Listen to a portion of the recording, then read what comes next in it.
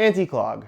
What's going on, guys? Josh from soccerreviewsforyou.com, bringing you my review plus on-feet video of the brand new Anti-Clog Soft Ground Pro variations of the Superfly 6 Elite and of course the Vapor 12 Elite. And you'll notice something very different about the anti-clog variation in that they do not have a split sole design. You get a solid full-length sole plate with their Soft Ground Pro stud pattern, which makes for quite a few differences when you're comparing this to either the Firm Ground or AG Pro variations of either shoe. What exactly are those differences? That's what we're going to be discussing in today's video. So if you want to learn more about these, please stick around. And if you're interested in a pair for yourself, I'll leave a little pop-up on screen, or you can click the first link down below. That'll take you to the review page on my website, where you'll find buy it now links with exclusive SR4U coupon codes, where you'll be able to pick up either of these shoes below their normal retail price. The Superfly 6 Elite retails for $285, whereas the Vapor 12 Elite retails for $260. So it is a $10 premium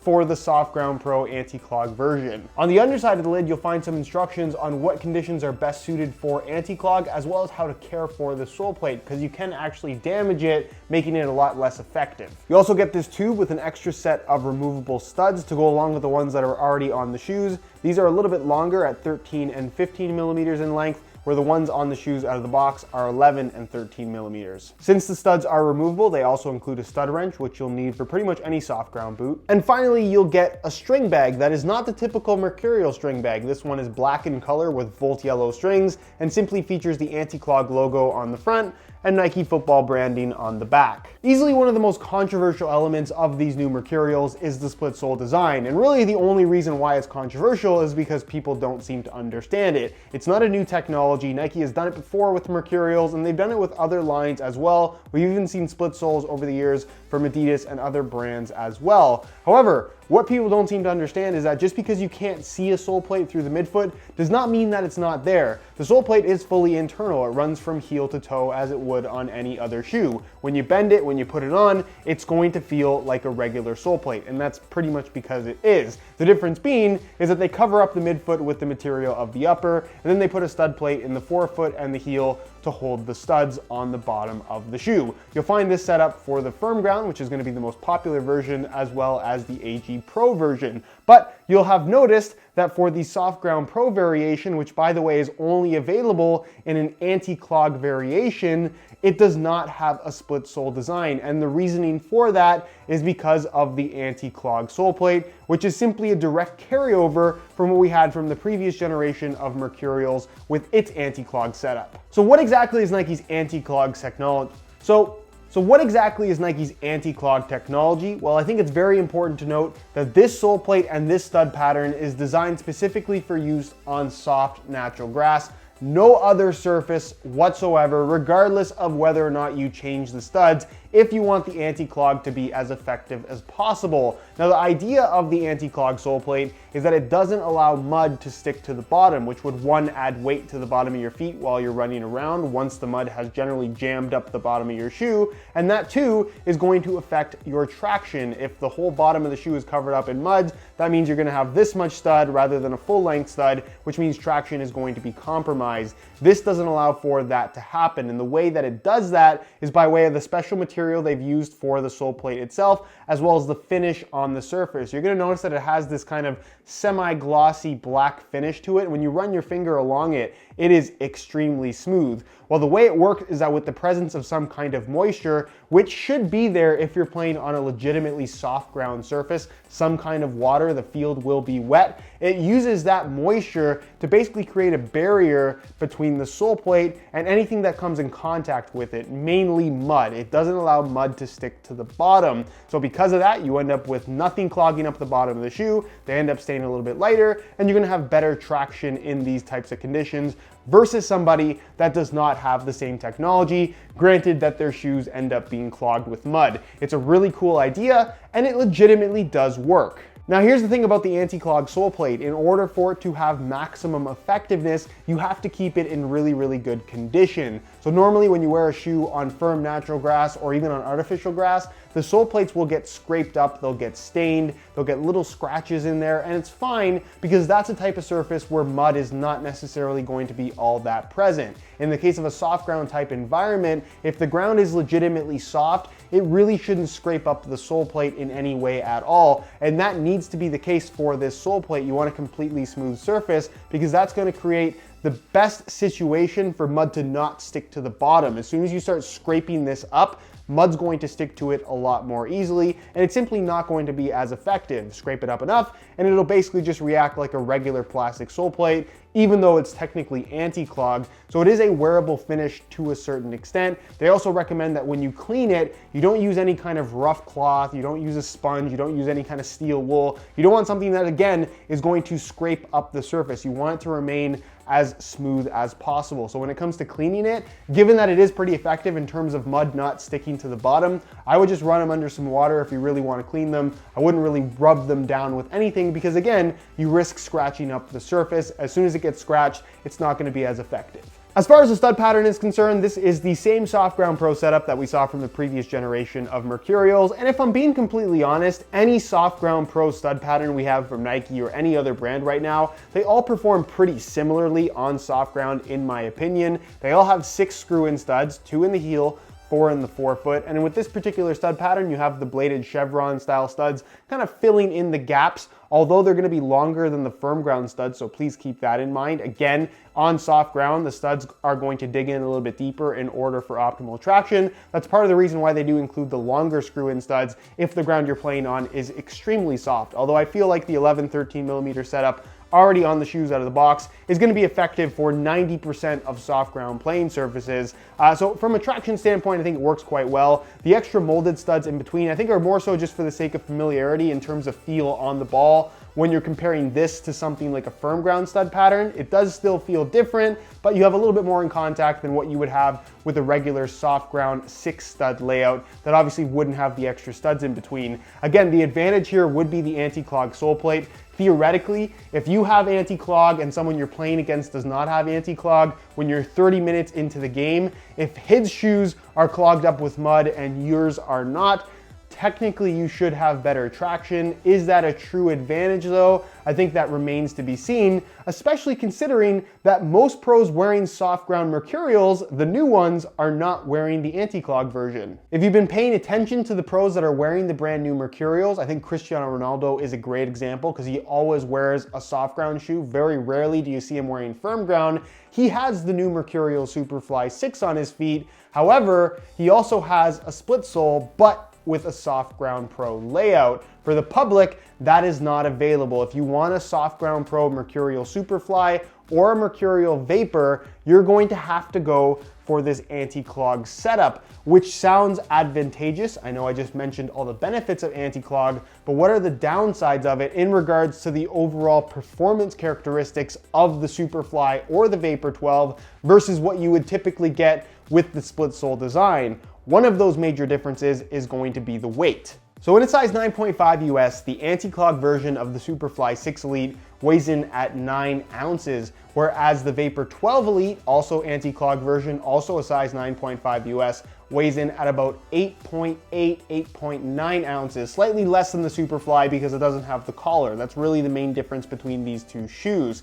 However, when you're comparing these anti-clog variations to the firm ground versions of the exact same models, the firm ground version of the Superfly 6 weighs in at 2 ounces less, 7 ounces as opposed to 9, and for the Vapor 12, you're looking at about 6.6, 6.7 versus the 8.8, 8.9 that you'll have with the anti-clog variation. 2 ounces is a significant amount of weight that you definitely will notice on feet. So I just talked about how not having the bottom of your shoes being clogged with mud could be an actual advantage versus somebody that doesn't have the same technology. But if it really is that big of an advantage, why aren't professional players like Cristiano Ronaldo, who's wearing a Soft Ground Pro variation, wearing a custom split sole version of the shoe rather than using the anti-clog technology? Well, guess what? That extra 2 ounces of weight, that's going to be a noticeable difference in terms of the overall feel of the shoe, clogged with mud or not. that is a significant amount of weight. And I think guys who are looking for the lightest possible feel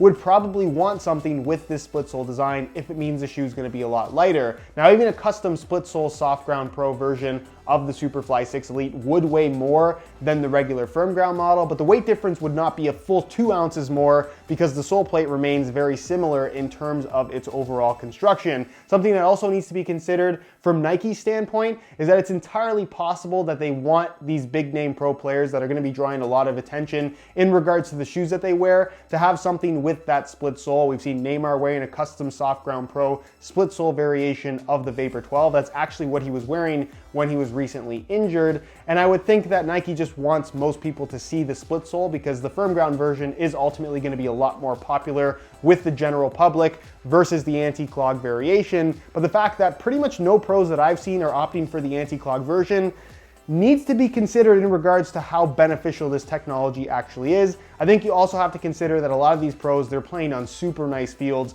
that aren't really going to be all that muddy, even though they are relatively soft. So the benefit of them adding the extra weight to their shoes when they're probably not going to have a sole plate clogged with mud anyways, again, I just don't think it makes a lot of sense for most pro players. One other huge difference between the firm ground version of these shoes and the anti-clog soft ground version is that this anti-clog sole plate is simply a regular flat sole plate. You're not getting the anatomic sole plate base that you'd get on the firm ground variation of either of these two shoes, which is obviously going to make them a lot lighter, but it also changes the overall fit, feel, and general responsiveness of the shoe. This is a more traditional design, which isn't necessarily a bad thing, but when I think you're talking about the latest and greatest technology within the high-end Mercurial line, I really like that anatomic sole plate, and you simply do not get it on these anti-clog versions. Also, since the sole plate is completely different, that means the internals are going to be different as well. Something that is a signature element of the new firm ground Superfly and Vapor 12 Elite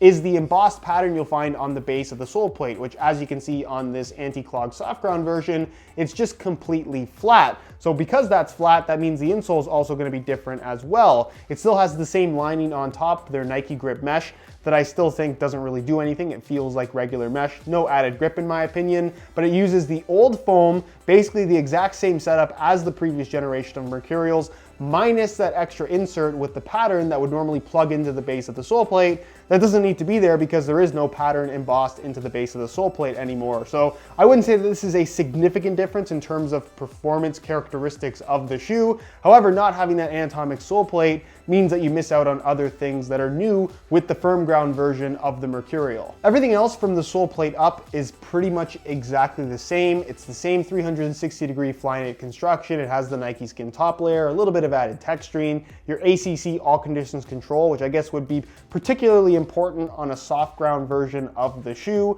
Obviously the Vapor is low, the Superfly is mid. You get the half-length collar versus what we had before. Honestly, they feel pretty similar on feet. There isn't that big of a difference between the two. And if you guys do want to learn more about the overall performance characteristics of these new Flyknit uppers that honestly I really like, this is my personal favorite high-end Mercurial, whether you're talking about the Superfly or the Vapor of all time. I really like the comfort aspect. I like how natural they feel. I like the barefoot feel as well. I just think that they're really, really good, even though there are some haters out there. However, if you want to learn more, I'll leave a little pop-up on screen to my playtest video wearing the firm ground versions of the shoe, of course, where you get a really good idea of what these things are all about in regards to fit, feel, as well as the overall experience, even though the experience of these anti-clog versions, because of reasons that I just stated, would technically be a little bit different. But if you haven't seen that video, be sure to go ahead and check it out. I think it's also worth discussing the look of the anti-clog version of the shoe because of course it features a solid sole plate design versus the split sole design that I know a lot of people don't seem to like on the new Mercurials. I think when you're talking more so colorway specific, because there isn't a huge visual difference between the Superfly and the Vapor, in the orange colorway, the black sole plate I don't think looks all that good. And keep in mind, anti-clog sole plates are always this exact color. It does not change at all. Whereas on the black colorway, I actually just think it looks a lot better. I just like the look of all black versus having that kind of color changing orangey pink color that you'll find on the regular firm ground version in this black and orange colorway. But either way, I don't think that these look bad by any means. I just think the split sole actually looks better with this design for the new Mercurials. But let me know your opinions down below in the comments. Which one looks better to you, split sole or solid sole? I'd be curious to hear your opinions. So as you can see, I swapped out the stock black laces on the Vapors for some orange and black grid pattern SR4U replacement laces, which just change up the look a little bit. So many people are going to have these first two colorways of Mercurials. These just make them a little bit more unique versus having the same thing as everyone else. Plus, and I think most people who bought the new Elite Mercurials will agree with me,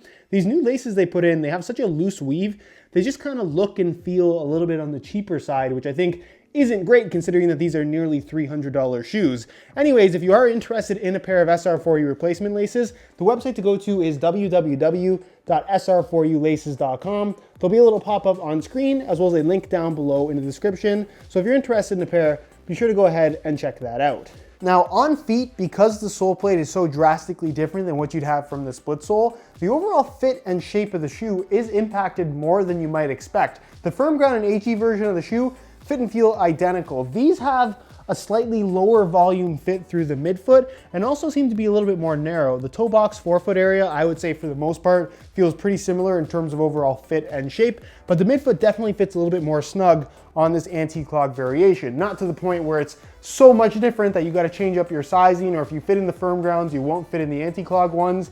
It's not that drastic of a difference, but if you are going from firm ground to the anti-clog version, you definitely will notice that they're not exactly the same in terms of overall shape. They still fit really well, typical of a Mercurial. It's got that nice tight wrap around your foot. As far as the difference in fit in the heel area versus when you go Vapor to Superfly, low versus mid, honestly, they feel pretty much the same because the construction in the heel is now identical. It's just whether or not you want the extension piece for the collar, which is pretty minimal now that it is basically half the length of what it used to be.